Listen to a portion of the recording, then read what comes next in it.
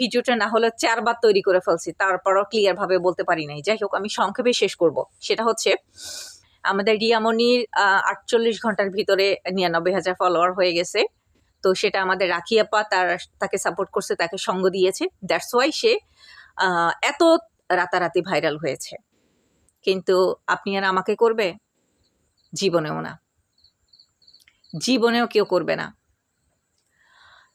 আপনার আর আমাকে নিজের যোগ্যতায় উপরে উঠতে হবে।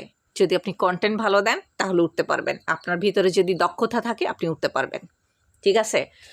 ওই রাতারাতি ভাইরাল হবেন, রাতারাতি কারো হাত ধরে কেউ প্রমোশন করে দিবে, কেউ বলে দিবে যে ওর পেজ দেখো, এই সেই হানতান, ফলো দিয়ে আসো, লাভ নাই ভাই।